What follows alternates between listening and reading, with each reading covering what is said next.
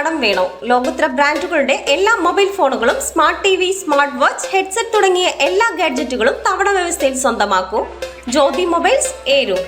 അഞ്ചൽ പട്ടണ നടുവിലെ തുണിക്കടയിൽ മോഷണം നടത്തിയ കേസിൽ പ്രതി അറസ്റ്റിൽ.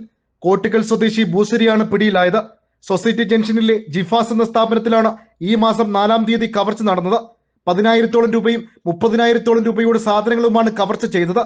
കേസെടുത്ത അഞ്ചൽ പോലീസ് CCTV ദൃശ്യങ്ങൾ ഉൾപ്പെടെ ശേഖരിച്ച് അന്വേഷണം നടത്തി ഭൂസരിയാണ് പ്രതിയെന്ന് തിരിച്ചറിഞ്ഞിരുന്നു.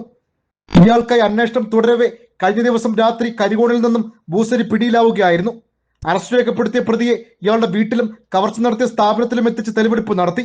പരിപാടി നടന്നില്ല. അല്ല, അടുത്ത പ്രാവശ്യം സോറി ഇല്ല, ഇവിടെ അല്ല, ഈ ഏരിയയിലല്ല, വേറെ ഏരിയ. നമ്മുടെ ഏരിയയിൽ ഇനി നടത്തുന്നില്ല, നമ്മൾ വേറെ ഏരിയയിൽ. എന്താ പറയുന്നത്, ഇവിടെ വന്ന് ഹെൽമെറ്റ് ഇവിടെ പ്ലാൻ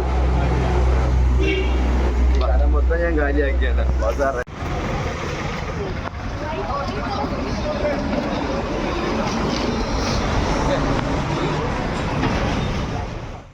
വീട്ടിൽ നടത്തിയ തെളിവെടുപ്പിനിടെ മോഷണ വസ്തുക്കൾ പോലീസ് കണ്ടെത്തിയിട്ടുണ്ട്.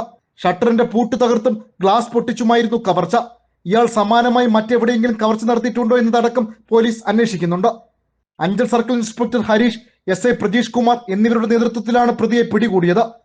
അറസ്റ്റ് രേഖപ്പെടുത്തിയ പ്രതിയെ കോടതിയിൽ ഹാജരാക്കി റിമാൻഡ് ചെയ്തു. നാട്ടുവാർത്ത, അഞ്ചൽ.